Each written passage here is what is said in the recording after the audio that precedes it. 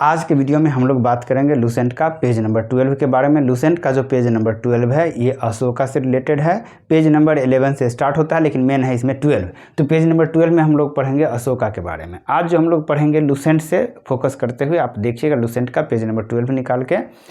अब बात करते हैं कि इसमें जो भी हम अभी तक पढ़ा रहे हैं और अभी जो आप देख रहे हैं इसमें होता क्या है। इसमें होता है कि जो भी चीज़ आपको बताया जाता है वो एग्जामिनेशन पॉइंट ऑफ व्यू से भी आया होता है। बहुत इंपॉर्टेंट चीज़ होता है, फैक्चुअल भी और कंसेप्चुअल भी। मतलब आप डिस्क्रिप्टिव भी लिख सकते हैं, आप ऑब्जेक्टिव एग्जाम भी दे सकते हैं। तो फैक्चुअल और डिस्क्रिप्शन दोनों के लिए आपका नॉलेज इंक्रीज होता है। और इसमें एकदम टू दी पॉइंट जो है आपका जो फैक्चुअल जो भी एग्जाम पूछा जाएगा उसका सारा चीज़ इसमें इंक्लूड कर दिया जाता है और आपको याद रखने में भी आसानी होगा। थोड़ा सा ज़्यादा लंबा बनाएंगे तो आपको याद ही करवा दिया जाएगा और कंसेप्ट भी आपको पूरा फुल क्लियर हो जाएगा। लेकिन एक वीडियो में थोड़ा ज़्यादा टाइम लगेगा और जल्दी से जल्दी बनाने का कोशिश करते हैं। शॉर्ट से शॉर्ट वीडियो, जो भी वीडियो अभी तक बनाए हैं वो 4 से 5 मिनट का बनाने का कोशिश करते हैं, 10 मिनट तक मैक्सिमम। लेकिन क्या होता है कि आधा घंटा चला जाता है। चलिए, इसलिए अभी हम लोग देखते हैं इसको अशोक के बारे में। इसमें लूसेंट में कुछ कहीं पर गलती भी है जो कि आपको बताया जाएगा। बहुत सारी जगह गलती है, जिसमें पेज नंबर 12 भी एक है, तो उसमें भी आपको बताया जाएगा कहाँ पर क्या गलती था क्या नहीं था। और इसके अलावा जो है जो उसमें मिसिंग चीज़ है, जो इन्फॉर्मेशन ज़रूरी है एग्जामिनेशन पॉइंट ऑफ व्यू से और बहुत सारे एग्जाम में पूछा गया, वो भी इसमें इंक्लूड किया गया है। अब बात करते हैं हम अशोक के बारे में। अशोक जो है, इसके पिता का नाम क्या था? इसके पिता का नाम था बिंदुसार, जो आजीवक संप्रदाय का था। अब बात करते हैं, अशोक के पिता का नाम बिंदुसार था, आजीवक संप्रदाय का था। माता का नाम क्या था? सुभद्रांगी, जो कि दिव्य बदन के हिसाब से इसका नाम था सुभद्रांगी। दिव्य बदन के हिसाब से अशोक का माता का नाम क्या था? सुभद्रांगी। अब बात करते हैं कि क्वेश्चन में पूछा जाएगा कि पिता का नाम बिंदुसार था किसके हिसाब से? जैसे इसमें था ना, माता का नाम सुभद्रांगी किसके हिसाब से? दिव्य बदन। पिता का नाम बिंदुसार किसके हिसाब से? पढ़ना ही नहीं है, ज़रूरी नहीं है। क्यों नहीं ज़रूरी है? क्योंकि देखिए होता क्या है, होता ये है कि कुछ पॉइंट्स होता है जो एग्जामिनेशन पॉइंट ऑफ व्यू से ज़रूरी होता है, उसको हमको समझना है। जैसे कि मान लीजिए हम बात करें कि इसमें क्या था, माता का नाम बिंदुसार का बहुत सारी पत्नियां में से माता कौन थी, ये बात का थोड़ा सा दिक्कत हो रहा था, क्लियरिटी नहीं आ रही थी। तो दिव्य बदन में लिखा हुआ था कि इसकी माता का नाम सुभद्रांगी है, तो ये क्लियर हो गया था कि इसकी माता का नाम है सुभद्रांगी, लेकिन पिता का नाम अशोक था, ये क्लियर था। तो इसमें आपको ये पूछा जा सकता है अशोक के पिता का नाम क्या था? बिंदुसार। माता का नाम क्या था? सुभद्रांगी। लेकिन ये जो पूछा जाएगा क्वेश्चन कि किसके हिसाब से पिता का नाम बिंदुसार था, ऐसा नहीं पूछा जाएगा, लेकिन किसके हिसाब से सुभद्रांगी था, ऐसा पूछा जा सकता है। तो ये सब धीरे धीरे आपको पता चलेगा, क्योंकि जिस चीज़ को आप ज़्यादा करते हैं उसमें आपको, इसमें होता क्या, जैसे मान लीजिए आप किसी बच्चे को पढ़ा रहे हैं या कुछ कर रहे हैं, तो उसमें क्या होता है कि मान लीजिए 2, 3 या जो भी 7 या 8 जो भी क्लास के बच्चे को पढ़ाते हैं, तो आप जानते हैं कि कौन सा क्वेश्चन उसके लिए इंपॉर्टेंट है, कौन सा क्वेश्चन उसके एग्जाम में पूछा जा सकता है, कौन सा क्वेश्चन भी आया, क्योंकि आपको उसका कॉन्सेप्ट क्लियरिटी 100% होता है। तो इसलिए आप जो है उसको अच्छा से समझ पाते हैं और उसको बता पाते हैं कि ये क्वेश्चन ज़्यादा इंपॉर्टेंट है, कैसे इसको करना है कैसे नहीं करना है। तो वही चीज़, कोई बहुत बड़ा रॉकेट साइंस नहीं है। तो आप देखिए, इसमें वही चीज़ समझने का कोशिश कीजिए जो आपके एग्जामिनेशन पॉइंट ऑफ व्यू से इंपॉर्टेंट है। चलिए आगे बात करते हैं। अशोक की माता का नाम सुभद्रांगी, किसके हिसाब से? दिव्य बदन के हिसाब से। अब दिव्य बदन है क्या? दिव्य बदन जो है बौद्ध धर्म का एक ग्रंथ है। जैसे बौद्ध धर्म में हम देखते हैं त्रिपिटक है और बहुत सारा ग्रंथ है, उसमें से दिव्य बदन हम देखते हैं कि दिव्य बदन भी एक ग्रंथ है बौद्ध धर्म का। ये जो दिव्य बदन ग्रंथ है ये है संस्कृत में। हम जानते हैं कि बौद्ध धर्म का बहुत सारा ग्रंथ किस में है? पाली में। लेकिन ये जो ग्रंथ है ये किस में है? संस्कृत में है। ये बहुत इंपॉर्टेंट है। तो आपसे ये भी क्वेश्चन पूछा जा सकता है, दिव्य बदन किस में है? संस्कृत में है। ये दिव्य बदन जो है इसमें क्या केवल यही लिखा हुआ है संस्कृत भाषा में? ठीक है, सुभद्रांगी अशोक की माँ थी, बस इतना ही लिखा हुआ? नहीं, वो तो एक बुक है। तो उसमें जो लिखा हुआ है वो क्या है? वो लिखा हुआ है उसमें बहुत सारी चीज़ें हैं। तो ये जो बुक डिस्कस करती है दिव्य बदन, वो मौर्य वंश और शुंग वंश के बारे में। मतलब हम अगर समझे तो दिव्य बदन जो है वो बौद्ध धर्म का एक ग्रंथ है जो संस्कृत में लिखा गया है और इसमें मौर्य वंश और शुंग वंश के बारे में जानकारी मिलता है। और इसी में लिखा गया है कि अशोक की माता का नाम सुभद्रांगी था। क्लियर है? चलिए, दिव्य बदन बौद्ध धर्म का एक ग्रंथ है जो कि संस्कृत में लिखा गया है, इसमें मौर्य वंश और शुंग वंश के बारे में दिया हुआ है। इससे हमको पता चलता है कि अशोक की माता का नाम सुभद्रांगी था। चलिए अब बात करते हैं ब्राह्मण। ये अशोक का धर्म के बारे में चर्चा हो रही है। तो अशोक जो है शुरू में ब्राह्मण था, शुरू में ब्राह्मण था। और शैव धर्म कलहन का एक पुस्तक है राजतरंगिणी। ये भी हम लोग डिस्कस करेंगे जब हम पढ़ेंगे कुछ ऐसा टॉपिक, तो उसमें हम इसको क्लियरली डिस्कस करेंगे। बहुत अच्छा बुक है। चलिए आगे बात करते हैं हम लोग कि कलहन का जो बुक है राजतरंगिणी, इसमें लिखा हुआ है कि अशोक शैव धर्म को मानने वाला था। अब ब्राह्मण धर्म के लिए क्यों नहीं बताया गया आपको कि क्यों नहीं था, वही बात है, सेम कंसेप्ट की, मतलब जो ज़रूरी है वो आपको समझ में आ जाएगा धीरे धीरे। चलिए आगे बात करते हैं। तो शैव धर्म में क्या होता है कि कलहन का राजतरंगिणी में लिखा हुआ है शैव धर्म का है अशोक। शुरू में थे ब्राह्मण धर्म का, और शैव धर्म का बहुत ज़्यादा ऐसा चर्चा नहीं मिलता, लेकिन कलहन का राजतरंगिणी में लिखा हुआ है, इसलिए इंपॉर्टेंट हो जाता है कि कलहन का राजतरंगिणी कुछ अलग बता रहा है कि वो तो शैव धर्म का था। चलिए, तो ये भी हमको याद रखना है कि कलहन के राजतरंगिणी के हिसाब से अशोक जो है वो शैव धर्म का था। चलिए, बौद्ध धर्म, ये जो है शुरू में ब्राह्मण था और राजतरंगिणी करा कि ये मतलब बौद्ध नहीं बल्कि शैव था, बौद्ध ब्राह्मण सब नहीं, ये शैव था, तो ये एक अलग बात कर रहा है। चलिए इसको भी हम देखते हैं। और मेनली जो है बौद्ध धर्म, ये जो बात है ये कहाँ से मिलता है, तो ये अहरौरा का अभिलेख है, उससे पता चलता है कि अशोक बौद्ध धर्म का था। तो अभिलेख में जो है बहुत सारा चीज़ लिखा होता है, तो अहरौरा का एक अभिलेख है जिसमें लिखा हुआ है कि अशोक जो है बौद्ध धर्म का था। वैसे तो बहुत सारे अभिलेख में, मैक्सिमम अभिलेख में जो है बौद्ध धर्म का चर्चा किया हुआ है, लेकिन किस में लिखा हुआ है कि अशोक बौद्ध धर्म का था। मान लीजिए बौद्ध धर्म के बारे में लिखना है, इसका मतलब इतने हो गया कि वो बौद्ध धर्म का ही मानने वाला हो गया। तो इसीलिए जो है इस अभिलेख से पता चलता है, क्योंकि इस अभिलेख में लिखा हुआ है कि अशोक बौद्ध धर्म का था। किस अभिलेख में? अहरौरा के अभिलेख में। कहाँ है? मिर्ज़ापुर यूपी में चुनार नाम के जगह पर है। अहरौरा का अभिलेख कहाँ है? चुनार नाम के जगह पर। कहाँ? मिर्ज़ापुर यूपी में। तो अहरौरा का अभिलेख जो कि चुनार नाम के जगह पर मिर्ज़ापुर यूपी में है, उसमें लिखा हुआ है कि अशोक बौद्ध धर्म को मानने वाला था। चलिए अब बात करते हैं इसका गद्दी पर बैठने का। पहले हम धर्म देख लिए हैं, कौन से धर्म का था, माता पिता का नाम धर्म समझ गए। गद्दी पर कब बैठता है, तो ये गद्दी पर बैठने से पहले उज्जैन का राज्यपाल होता है। ये भी बहुत इंपॉर्टेंट है कि गद्दी से, ये क्वेश्चन पूछा भी गया कि गद्दी से बैठने के पहले अशोक कहाँ का राज्यपाल था? उज्जैन का। इसका राज्याभिषेक कब हुआ था? 269 ईसा पूर्व में हुआ था। 269 ईसा पूर्व में गद्दी पर यह बैठा था। कौन? अशोक। और कब तक बैठा? 231 ईसा पूर्व तक बैठा। याद रखना बहुत आसान है। देखिए इसमें 100 में से 31 को कम कर दीजिए तो कितना आता है? 69। तो 269 में बैठा और 231 में चला गया, मतलब 31 से रिलेटेड दोनों वो है। एक तो एक्चुअली ये 31 है तो ये 69। तो हम देखते हैं 269 में आया और 231 में चला गया। ये दिमाग पर याद रखने के लिए है कि भाई हम याद रख सकते हैं आया था कब, तो 269 में गया कब, तो कितना कम है, तो 230 मतलब 31 कम है ना, तो 231 में चला गया वो। ठीक है, चलिए तो 231 में चला गया। तो आया था कब गद्दी पर, ये बहुत इंपॉर्टेंट है। 269 में क्यों इंपॉर्टेंट है, क्यों पढ़ रहे हैं हम ये चीज़? हम तो ये नहीं पढ़े कि अशोक जो है उज्जैन का राज्यपाल कब बना। तो ये सब चीज़ें हैं वो हम लोग समझेंगे, आप लोग भी समझिएगा धीरे धीरे। चलिए, तो इसमें ये चीज़ ज़रूरत ही नहीं है कि अशोक उज्जैन का राज्यपाल कब बना। हाँ, गद्दी पर बैठने से पहले राज्यपाल था और गद्दी पर बैठा था 269 में। ये हमारे लिए इंपॉर्टेंट है। तो आप जो बता रहे हैं वो बात को समझिए कि कौन सा चीज़ पढ़ना है हमको, कैसे पढ़ना है हमको। चलिए आगे बात करते हैं हम। 269 में गद्दी पर बैठा, और अब इसमें ज़्यादा ये इंपॉर्टेंट इसलिए क्योंकि ये जो शिलालेख सब लिखवाए उसमें ये नहीं लिखते थे कि कौन सा ईसा पूर्व में है। जब शिलालेख का डेट लिखना है या कोई भी चीज़ जब लिखते थे ये, तो उसमें ऐसे लिखते थे 8वें वर्ष, 10वें वर्ष, इस तरह से। इसीलिए हमको डेट इंपॉर्टेंट हो जाता है कि 269 में ये गद्दी पर बैठे और गद्दी पर बैठने के कितने वर्ष बाद ये काम किए वो काम किए, ऐसा लिखा होता है शिलालेख सब में। अब बात करते हैं हम 8वां शिलालेख। 8वां वर्ष, 8वें वर्ष में गद्दी पर बैठने के 8वें वर्ष में ये कलिंग पर आक्रमण करते हैं। कलिंग पर आक्रमण कब करते हैं अशोक? गद्दी पर बैठने के 8वें वर्ष में। ये 13वां शिलालेख में जो लिखा हुआ है, तो इसी तरह से लिखा होता है कि 8 मतलब राज्याभिषेक के 8वें वर्ष। तो हम समझ जाते हैं कि मतलब राज्याभिषेक इस ईस्वी में हुआ था 269 में, तो उसके 8वें वर्ष में। चलिए, बौद्ध धर्म, आपसे ये भी पूछा जा सकता है कि कितने गद्दी पर बैठने कितने साल बाद अशोक ने कलिंग पर आक्रमण किया, तो 8वें वर्ष में किया था। बौद्ध धर्म को जो अपनाया था अशोक, जैसे हम देखें कि शुरू में ब्राह्मण बता रहे, बाद में वो बौद्ध, मतलब शुरू से बौद्ध नहीं था, ये बात तो कन्फर्म है।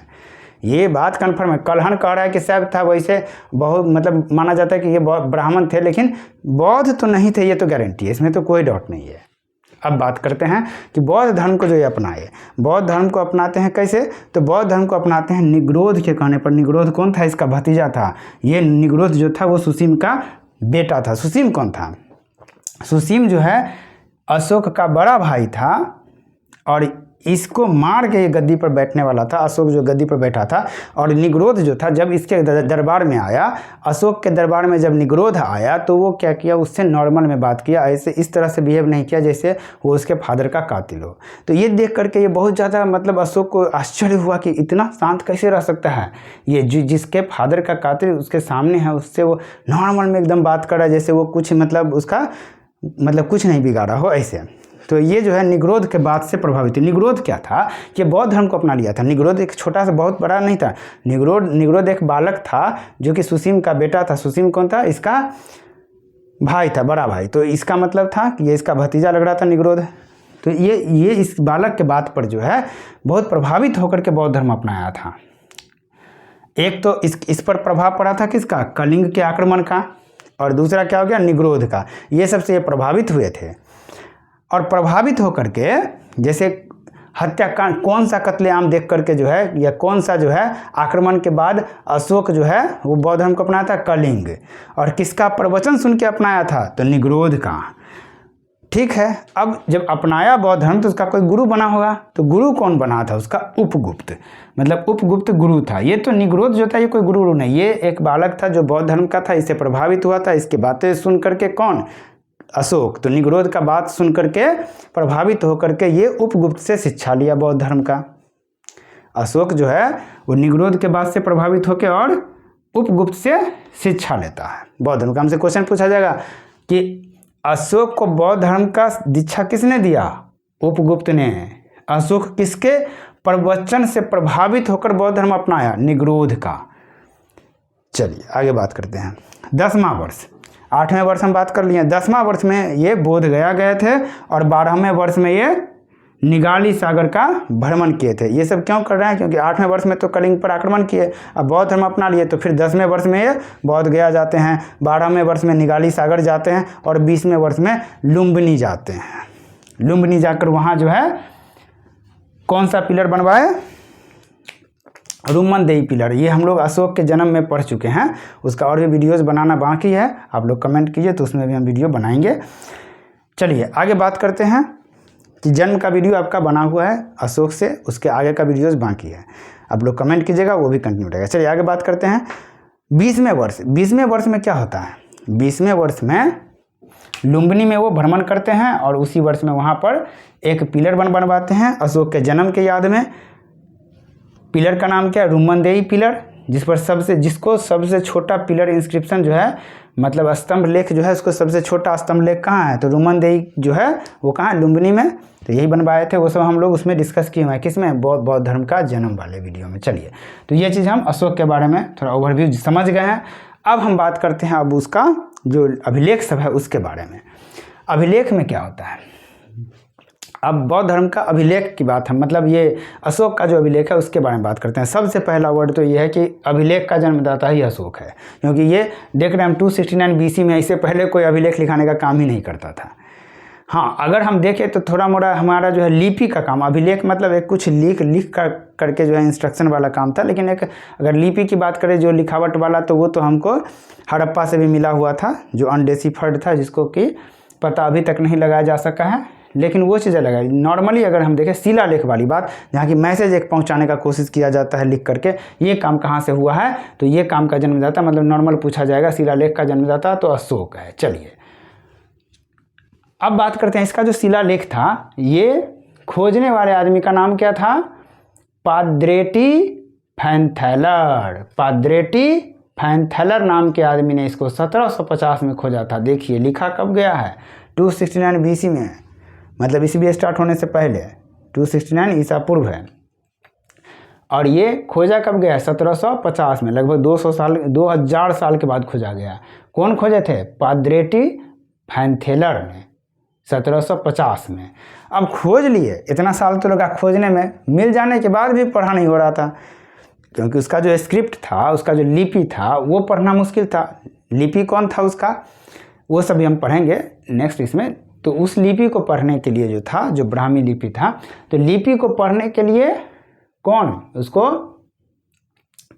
जेम्स प्रिंसेप जेम्स प्रिंसेप नाम के जो आदमी थे, ये जो थे पाद्रेटी फैन थेलर, ये इसको केवल खोजे 1750 में, लेकिन उसमें क्या लिखा है वो नहीं समझ पाए। समझाने का काम कौन किया? पढ़ने का मतलब उस लिपि को समझा और उसका जो है मतलब बात क्या था वो समझ गया। और ये काम किसका था? पढ़ने वाला। ये तो खाली खोजा, लेकिन पढ़ा कौन? James Prinsep. समझा कि वो क्या लिखा हुआ है। कब? 1837 में। तो देखिए कितना साल लग गया इसको पता लगाने में कि वो लिखा हुआ क्या है। तो 1750 में खोजा गया और 1837 में जाके इसको पढ़ा गया। अब इसमें जो लिखा हुआ था, अब हम लोग देख चुके हैं कि उसका जो अभिलेख था वो खोजने वाला कौन था, कब उसमें समझा गया कि क्या लिखा हुआ है, मतलब ब्राह्मी लिपि को समझने का। तो 1837 में कौन? जेम्स प्रिंसेप खोजा। कौन? पाद्रेटी फैन थेलर 1750 में।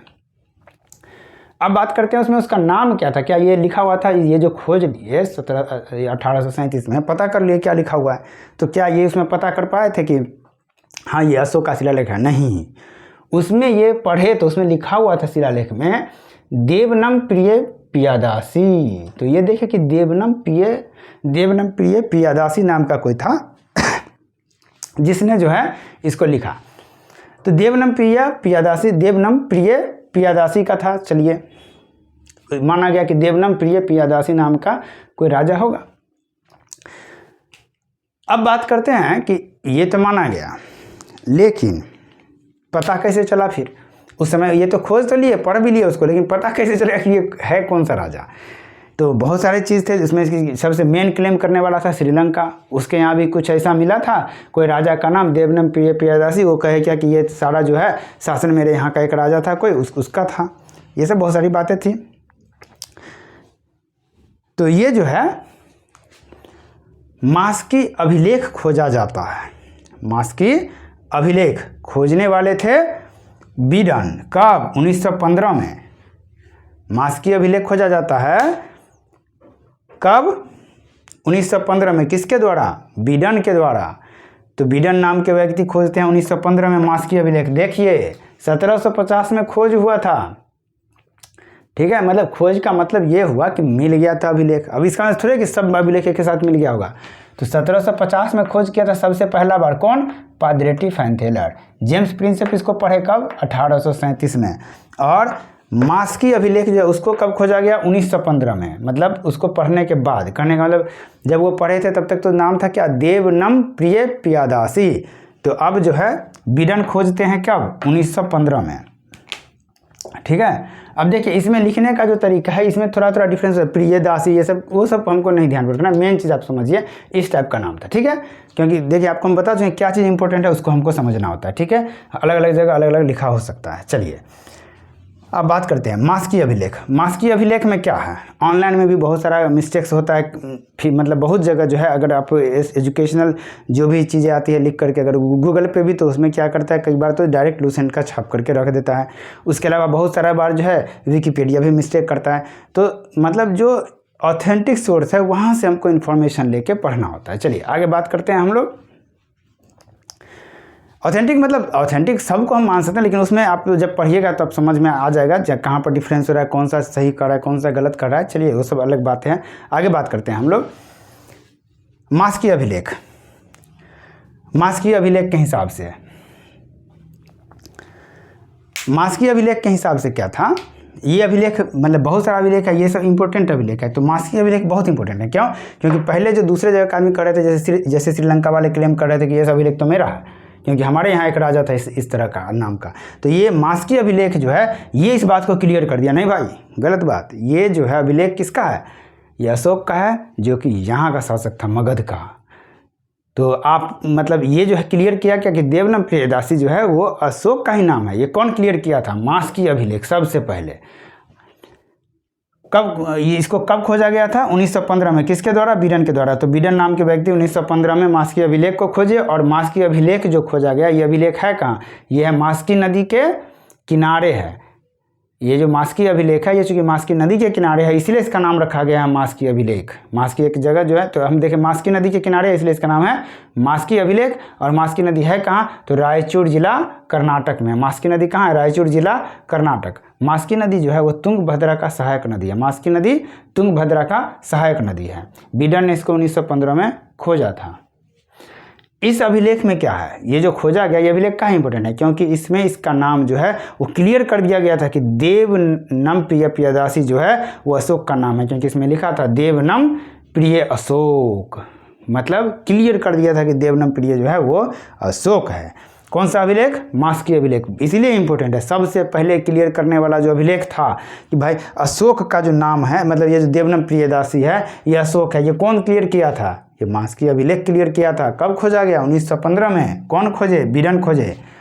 मास्की है कहाँ? तो ये कर्नाटक में है, रायचूर जिला कर्नाटक में। मास्की नदी जो है वो तुंगभद्रा का एक सहायक नदी है। मास्की नदी एक छोटा मोटा नदी, इसलिए आप लोग भी नाम नहीं सुने होंगे, या अगर सुने भी होंगे तो कहने का मतलब बहुत ज़्यादा फेमस नदी में से नहीं है, क्योंकि ये तुंगभद्रा का सहायक नदी है।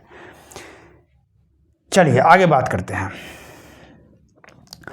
इसमें जो है केवल मास्की अभिलेख ऐसा अभिलेख नहीं है जहाँ की इसका नाम मिलता है अशोक, और भी अभिलेख में इसका नाम मिलता है अशोक। ये है नेतुर अभिलेख, उडगोलम अभिलेख और गुर्जरा अभिलेख।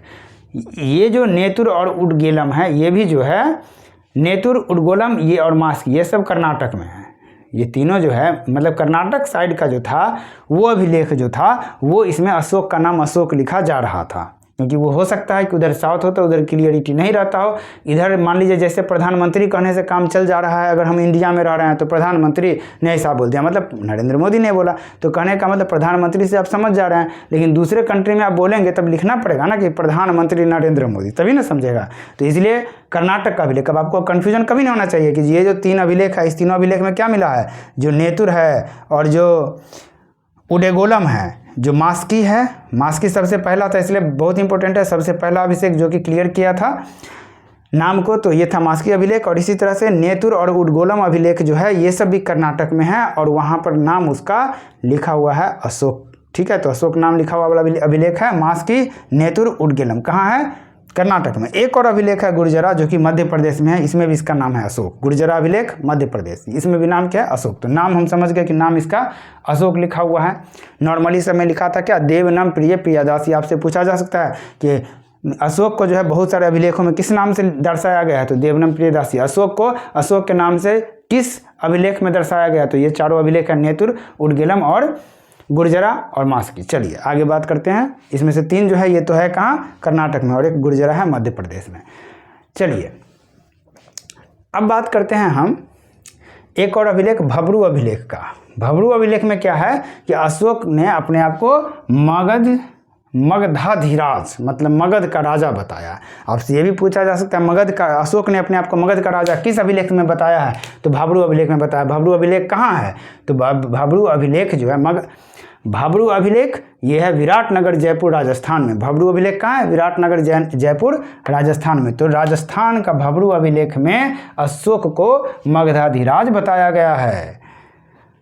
हम नाम देखें देवनम प्रियदासी, बहुत सारे अभिलेख में, ये चारों में अशोक, और ये भबरू में मगधाधिराज बताया गया, मतलब मगध का राजा बताया गया अशोक को। ठीक है, आपसे ये भी क्वेश्चन पूछा था अशोक मगध का राजा था, ये किस में बताया गया है? और इसमें बहुत सारा बात बताया गया होगा, लेकिन मगध का राजा था अशोक, ये किस में मिलता है? भबरू अभिलेख में। कहाँ है ये?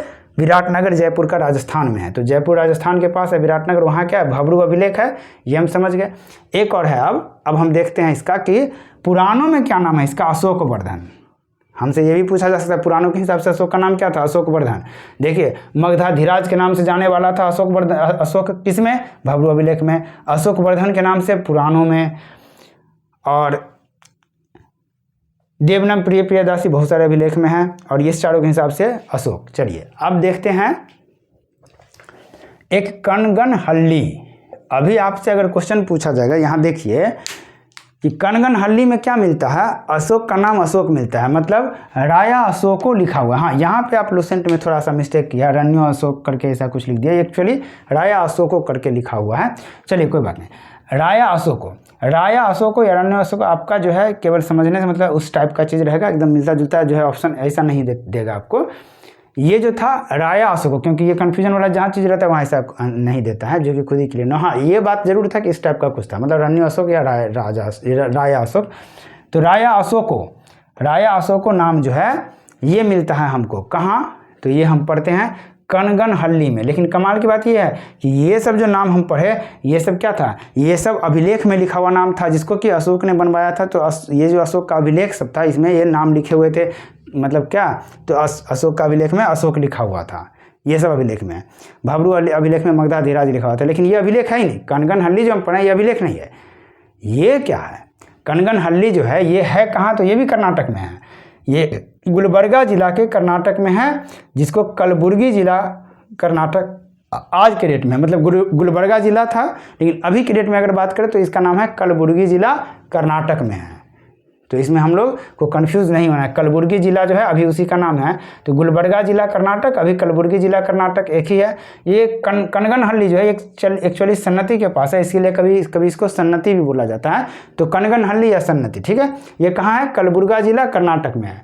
पहले था तो कनगनहल्ली गुलबर्गा जिला कर्नाटक, सन्नति कलबुर्गा जिला कर्नाटक, एक ही चीज़ है। चलिए ये कहाँ है, भीमा नदी के किनारे है, ठीक है।